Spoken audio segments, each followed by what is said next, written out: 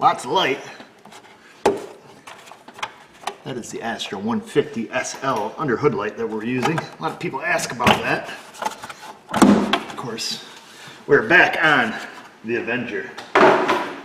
We just put the battery in it, and now we've got to get this check valve off down here for the air system. If you missed that video, I'll put a link in the description. We've got to get the hose unhooked from it. It looks pretty simple to change. Now the new one I got right from Mopar, and it did come with new bolts and a new gasket, which I had ordered all separate because the guy said it didn't come with anything. I wanted to have all my bases covered. However, when I opened the box, they were all in there.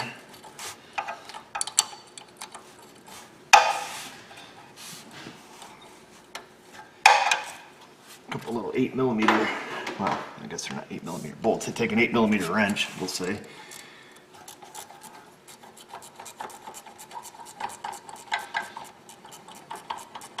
I'm going to get my ratchet wrench stuck down there.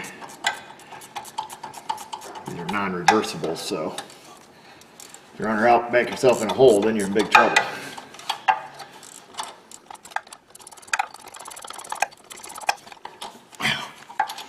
It's like my first day on the job here.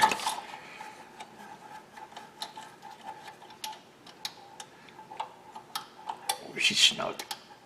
Come on, little fella. There's one. There's the compressor, as usual.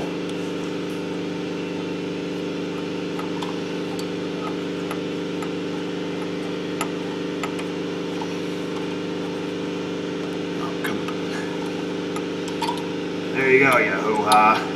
There she is. There's the old valve.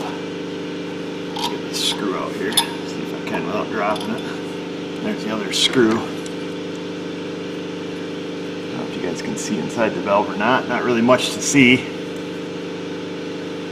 Yeah, well, that's all there is to it. There's that one.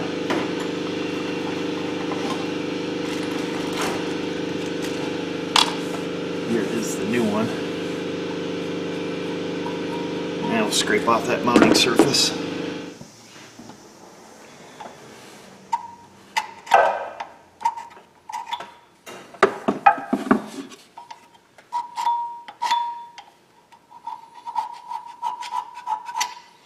There is the old super scraper. One of the best scrapers on the market, in my opinion. Apparently this item is not too popular. When I called, I thought for sure they might have one in stock.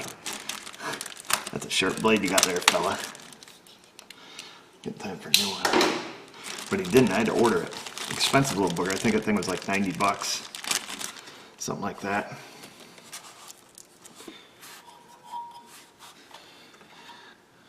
A couple new stainless bolts. I'll get one of them up in that joint.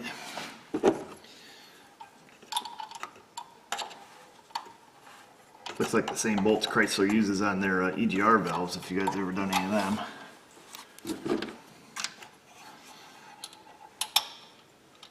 Sometimes the stainless and aluminum doesn't get along real well. That's why I had ordered new ones.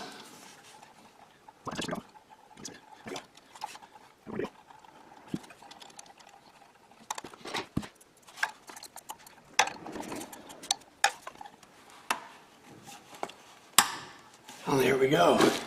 Yeehaw! So I was going to show you guys, we're going to turn the pump on. I'm not trying to knock OTC by any means, but this is one of the very frustrating parts about their tool I really don't like, and I find this on both of them.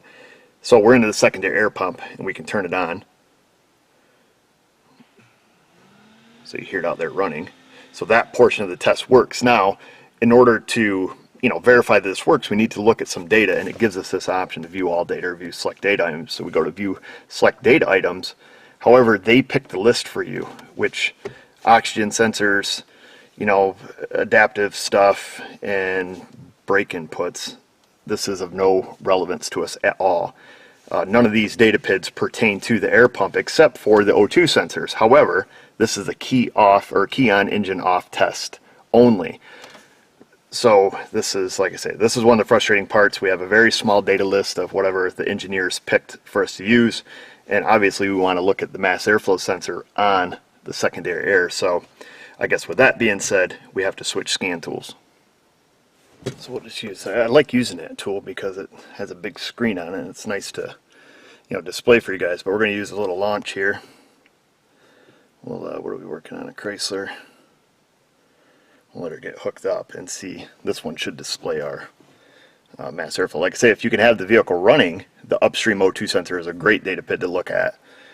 And downstream for that matter too, because if the air pump's working, it'll force them right lean. But I've sent in that request to him multiple times, like, you know, I'd really like to be able to select my own data list. We want to do automatically search. I hate having my data list chosen for me. I think they're one of the few scan tool manufacturers that do that, only give you part data lists. I think Snap-on, Altel, Launch, they just give you the full list, you just pick whatever you want. Sometimes when you're working on, you know, you're turning a solenoid on and off, sometimes you don't even want to look at the data that is relevant to that solenoid because it might be causing a different problem, so I don't know. Anywho, what else is going on here? Is that thing blinking down there? Yep, okay, I guess it is. So there we go. We're going to go to System Select, Powertrain.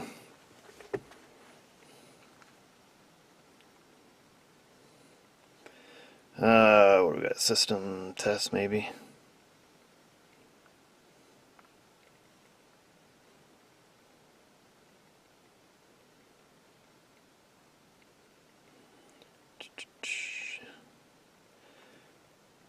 Nope, none of those. Special functions. I can never remember which menu they're in. It's in one of them.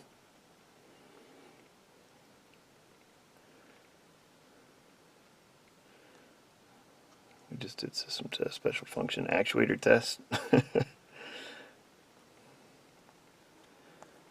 Secondary air pump control state. There we go. We want to get some data stream. We can select 10 of them. It's going to be under secondary air mass airflow. There we go. We hit OK. That's only kilograms per hour. We don't want that. We want to get a voltage if we can.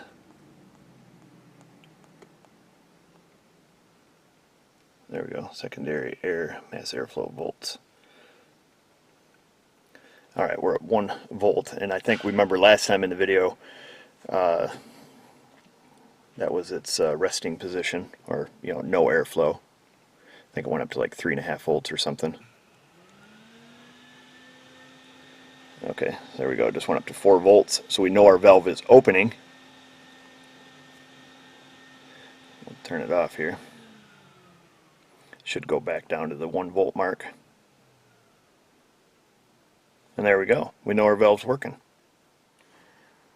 Now all we have left to do is clear the codes out of it, which I'm doing right now. And then we're going to take it for a shake. Yes, we want to clear the codes. And then there we go. We'll take it for a shake, make sure everything is good. If it's not, I'll come back and get you for sure. But we do know from the testing that we did that everything is happy and the new valve works. Of course, we proved that by, you know, beating on the old one with a hammer, the old hammer trick. And that's that. Go down, leave your questions, comments, criticisms, and concerns in the comment box below. And while you're down there, click the subscribe button, ring the bell, and all that stuff. And just remember, viewers, if I can do it, you can do it. Thanks for watching.